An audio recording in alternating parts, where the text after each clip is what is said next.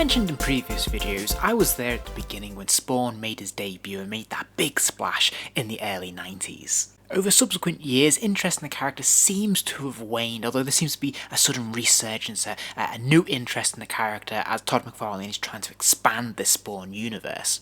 But for me, I'll always think of Spawn from those very early days in the 90s when he made his debut.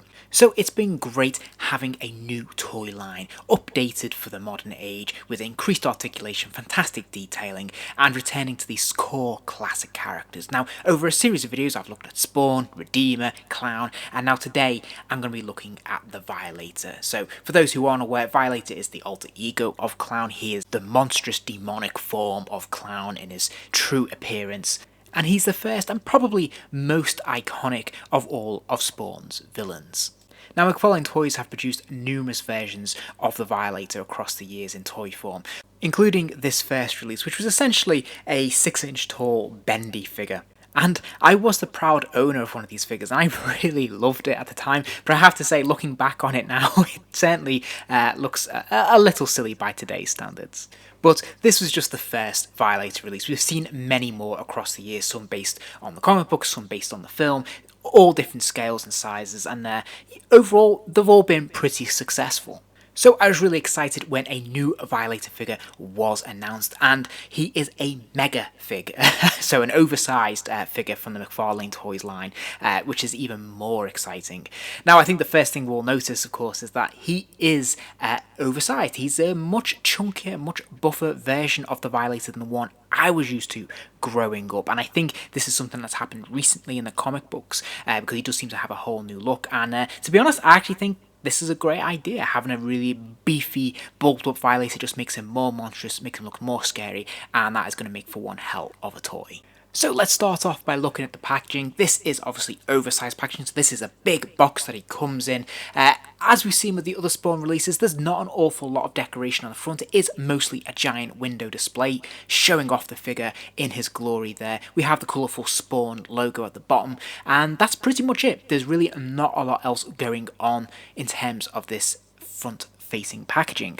But on the side panel, we have some artwork of the figure and of the comic book version of the character as well. And then on the reverse, we also have this fantastic photo image, and they've done a nice job of creating some flames, demonic hell flames there, which I think looks pretty cool. So this is very displayable. I think this looks fantastic. If you want to put this on the shelf, this is really going to pop and look really impressive. Now, straight off the bat, the first thing you're going to notice with this figure when you get him out of the packaging is the weight. He is quite a solid, heavy, chunky figure, which is absolutely fantastic. And of course, you're also going to be struck by the size, because I knew he was going to be big, I knew he was going to be oversized, but I wasn't expecting him to be quite as tall as he is. His height is slightly variable depending on what you do with the joints in the legs, but I would say he comfortably stands at 10 inches tall. And in terms of sculpting, yeah, McFarlane have hit it out of the park. This is fantastic.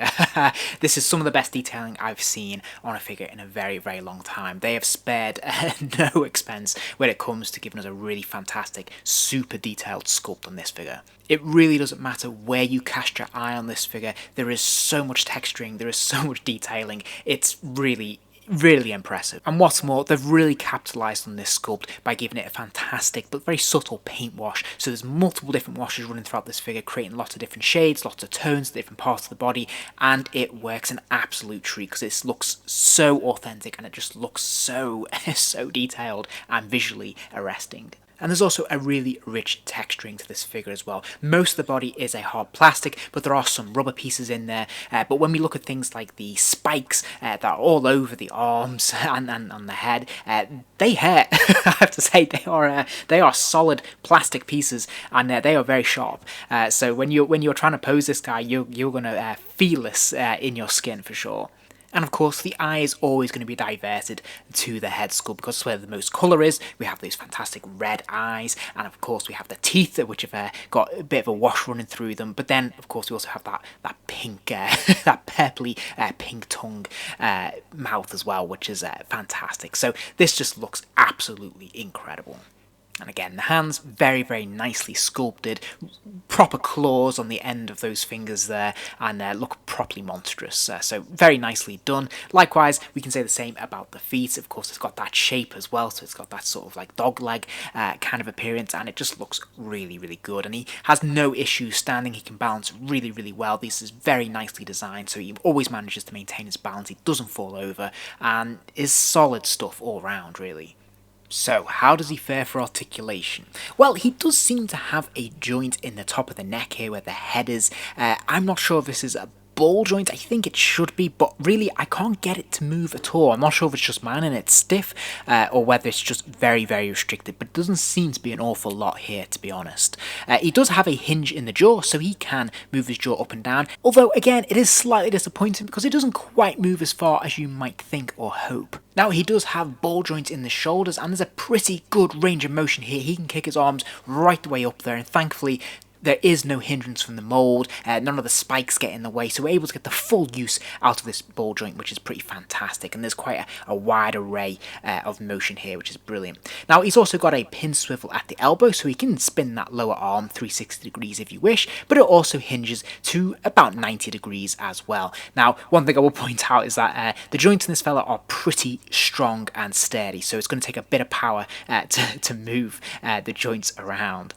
He also has another pin swivel at the wrist, so again the hand can rotate 360 degrees, but there's also that hinge there that allows the palm to kick forwards and backwards, and it's a really healthy distance that we can get a good range of motion out of that. But something to be aware of, that it does look a little bit unseemly when you extend it all the way, as we can see the joint underneath there that hasn't been painted.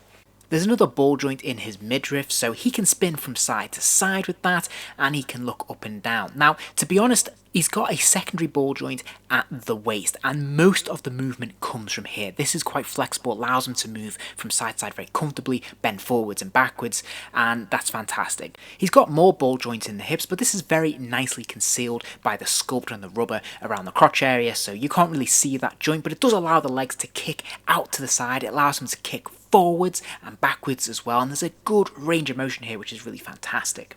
Now, he's also got a double joint at the knee, so he can bend those knees right the way back there. There's another hinge at the lower leg as well, which allows the lower leg to kick forwards and backwards. Again, big range of motion here, which is fantastic. And then there's a final ball joint in the ankle that allows the foot to swivel from side to side and also hinge forwards and backwards as well. So again, huge range of motion, really, really articulated in the legs. And just to give you an impression of just how big this figure can look, if we stand him up as tall as he can possibly go and we kick his arms out all the way there, we can see that this takes up quite a huge space there. This is a very impressive, very overbearing character, and I think they've done a fantastic job of capitalising on a fantastic sculpt and giving him fantastic articulation to support that. So it feels like we're getting the best of all possible worlds.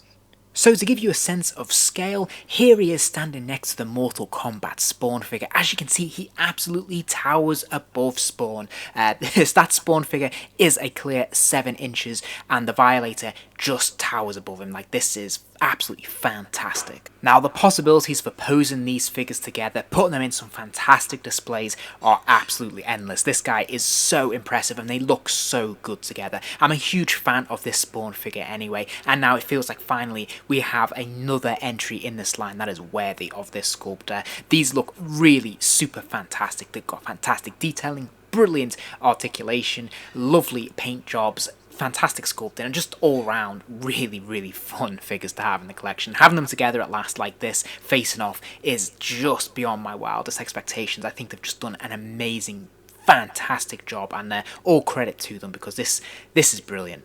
So all in all, I only have good things to say about this figure. Easily 5 stars. For me, everything about this figure works. It's ambitious, but it pulls it all off. It has fantastic sculpting, it's got wonderful paint apps, it's got brilliant articulation, and it scales beautifully with the other figures in the collection. I can't think of what more you could ask from a figure. This is top notch. I love it. I think McFarlane have done a fantastic job, and I hope we see more like this from the Spawn line in the future.